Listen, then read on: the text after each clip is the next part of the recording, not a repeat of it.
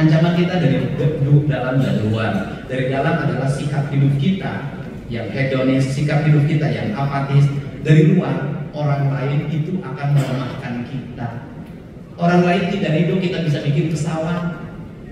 Orang lain tidak ridho kita bisa bikin mobil. Orang lain tidak ridho kita menjadi negara besar. Orang lain tidak ridho pemerintah, rakyat, dan seluruh aparaturnya memiliki tekad yang sama.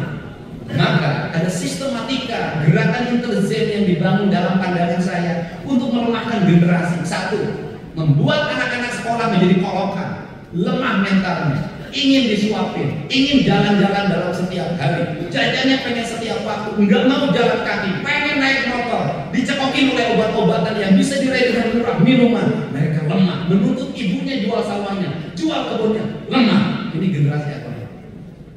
Generasi yang lemah ini kalau 30% anak muda Jawa Tengah, maka diisi oleh dari tempat lain, maka kita tergerus dan tergeser.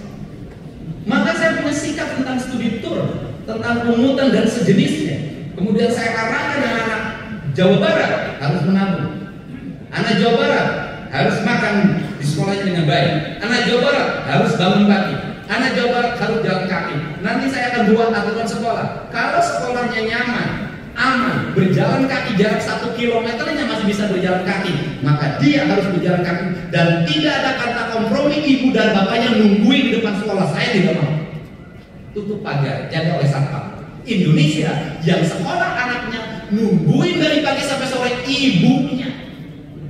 Lemah, anak di Jepang jalan kaki. Anak Indonesia diantar pakai motor, ibunya dari pagi sampai sore nungguin anaknya. Setelah itu berkumpul dengan ibu-ibunya, mengintervensi kelasnya, bertengkar, palus-palus baju, palus-palus motor, panas-panas, nginjem Bang Emok di mana.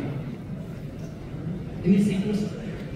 Jadi saya kalau hanya disuruh dipilih jadi gubernur, hanya nyusun anggaran kecil, hanya bangun jalan, saya sanggup 2 tahun selesai. Tapi yang paling berat adalah saya ingin merubah sumber daya manusia orang Jawa Barat. Saya ingin ketika dengar Indramayu, orang hormat Indramayu. Dengar Karawang, hormat Karawang hebat.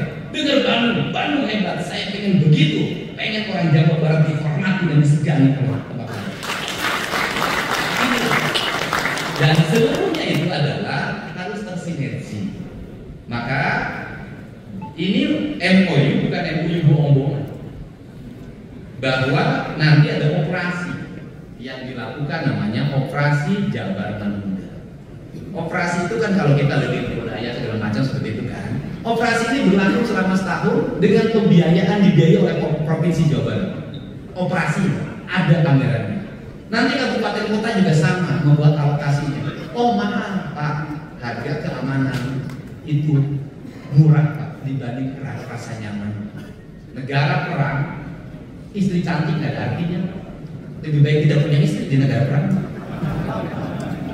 Silakan pergi ke Gaza, silakan pergi ke Ukraina.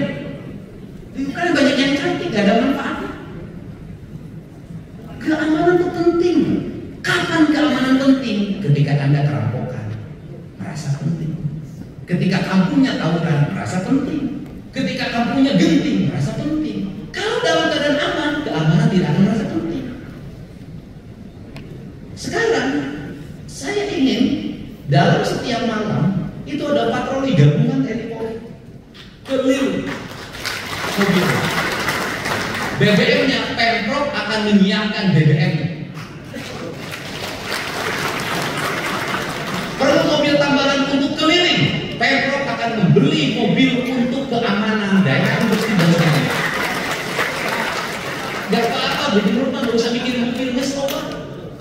Nah, ini kemudian sampai taktis operasional biaya uang sakunya kita akan nyiapkan. Tetapi ini harus terintegrasi dengan kabupaten kota, karena kalau ditanggung provinsi saja berat. Membangun sumber daya manusia Jawa Barat, saya serius. Saya tahun ajaran baru Pemprov Jabar akan mewajibkan kurikulum wajib militer masuk di sekolah-sekolah. Setiap sekolah SMK dan SMK di Jawa Barat dan Madrasah Aliyah ada pembinanya 1 anggota TNI dan 1 anggota Polri. Kalau sekolah itu tawuran berarti anggota TNI dan Polri-nya salah.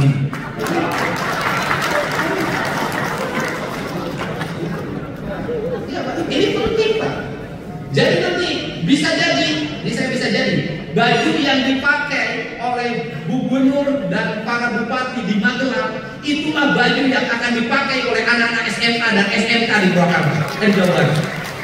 Saya pakai seragam Komcat biar terbentuk karakternya, dan dari situ sudah mulai dipilah minat dan bakat. Yang mau jadi tentara sudah ada arahnya, yang mau jadi polisi sudah ada arahnya, yang mau jadi satpol PP ada arahnya. Penting Pak, kenapa? Rekrutmen satpol PP sembarangan, tidak dilatih, udah tukang nongkrong jadi satpol PP langsung dibariskan, begitu maju harus. Nah, kan pada akhirnya kalau kejaksaan, kepolisian, tentara menjadi satu sistem, nanti kita rumusin pelanggaran-pelanggaran Pak. Kalau sudah ada jaksanya, tindakannya apa, sidang di tempat apa, kita rumusin semuanya dengan baik. Kenapa? Kita ingin mencapai sebuah tujuan, masyarakat Jawa Barat yang bermahrifat, referensi. Dan pada akhirnya semua orang maju pada satu tujuan, bahwa kita harus menciptakan negeri ini aman, nyaman, dan damai. Inilah orientasi-orientasi yang dibuat dalam sistem yang akan saya kembangkan. Kemudian nanti terintegrasi dengan pertanian, terintegrasi dengan peternakan, terintegrasi dengan kelautan. Nanti saya punya sistem seluruh rumusan-rumusan kurikulum itu, yang pada akhirnya saya meyakini betul asal satu, pemimpinnya harus siap dihujat. Dan saya dari dulu selalu mengambil keputusan jadi pemimpin bukan untuk dipuji, tapi jadi pemimpin bisa jadi untuk dicaci maki. Kenapa? Saya berikan ibarat. Seorang ayah yang memanjakan anaknya sejak kecil pasti dipuji terus oleh anaknya. Pengen ini dibelikan, pengen ini dibelikan, pengen ini dibelikan. Tapi suatu saat anaknya menjadi anak yang lemah karena disuapin terus. Dan pada saat dewasa itu anaknya akan menyalahkan bapaknya. Kenapa? Bapak dulu salah mendidik saya. Tapi anak yang sejak kecil dididik mandiri, belajar nyuci, belajar nyetrika, suruh lari, bangun pagi, bersihin rumah, suruh baca. Kalau tidak mau baca kakinya dimasukin ke ember, saya katakan. Kalau saya tidak mau baca, bapak saya ngambil ember, muka saya dicocokin begini, harus baca. Kemudian waktu itu saya marah sama bapak saya paling galak di antara sekampung saya. Hari ini saya menguji, kalau dulu bapak tidak melakukan itu pada saya, tidak akan ada diri yang seperti hari ini. Kita lebih baik menjadi pemimpin yang dicaci maki, tapi kemudian dikenang. Saya pernah melakukan itu di Purwakarta. Saat memimpin, saya bupati yang demo setiap hari, dikafirin, dimusyrikin, tiada hari tanpa demo. Saya pernah di demo selama setahun tidak pernah berhenti, minggu pun di demo. Hari ini orang Purwakarta kemarin mencari saya, ingin pemimpin yang meneruskan kepemimpinan saya, walaupun banyak pas-pasan, tinggi badan pas-pasan, karena itu dianggap representasi dari yang akhirnya dipilih juga. Kebetulan itu bukti. Itu saja. Saya mohon bantuan para Kapolsek, para Kapolres, para Danramil, Pak Dandim, semuanya se-Jawa Barat. Insya Allah kita ini sama-sama mengabdi, berbakti dan bekerja untuk dengan masyarakat Jawa Barat. Insya Allah namanya Indonesia tanah airku, Indonesia tumpah darahku. Saya lebih memilih disinilah aku berdiri. Kalau di Indonesia Raya kan di sanalah aku berdiri. Aku memilih disinilah aku berdiri, karena kalau di sanalah aku berdiri berarti saya lagi di Hongkong. Karena saya tinggal di sini, maka di sinilah berdiri. Mudah-mudahan kita ingin wujudkan cita-cita proklamasi kemerdekaan Republik Indonesia bisa terwujud, dan kita ingin mewujudkan, kita memulai dari Jawa Barat. Jawa Barat adalah pelopor perubahan bagi Indonesia maju. Jawa Barat istimewa. Hatur nuhun. Wassalamualaikum warahmatullahi wabarakatuh. Sampurasun. Jawa Barat